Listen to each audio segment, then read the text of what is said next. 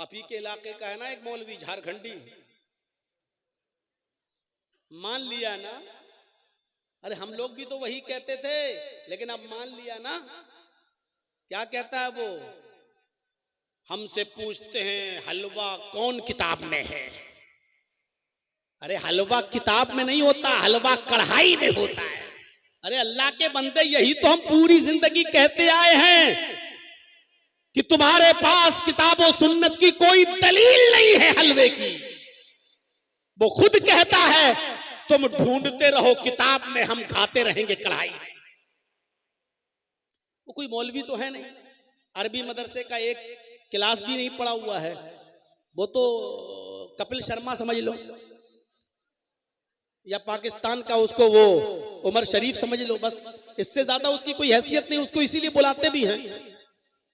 पटाखे के बारे में क्या बोलता है आप तो जानते ही है कि अगर शादी में पटाखा बजाना सुन्नत होता तो हम पटाखा थोड़ी, हम तो बम लेके जाते, बम समझी के घर में छोड़ देते, डायरेक्ट जन्नत।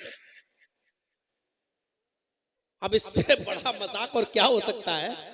तो मेरे भाइयों, अब लोग मानने लगे हैं कि हम जो हलवा खाते हैं उसकी किताबों सुन्नत में कोई दलील नहीं है, वो कढ़ाई है। तो ये तो हम पहले ही कहते हैं कि तुम्हारे सारे त्योहार खाने पीने के हैं। मुहर्रम पे खिचड़ा,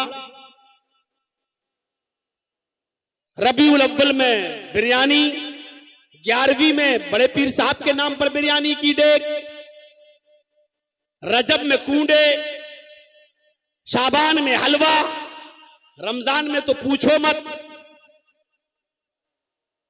जिंदगी भर सब खाओ, और जब तक जिंदा रहो पीर बन के मुरीद से खाओ, और जब मुरीद के यहां कोई मर जाए तो मरने वाले के नाम पे भी खाओ। वो मर गया, हाँ, अब उसकी आत्मा को शांति नहीं मिलेगी। तीजा कर, 10वां कर, 20वां कर, 40वां कर, और बेगैरत 40वां भी खाने के बाद कहता बरसी कर, हर साल खिला मरने वाले के नाम पे।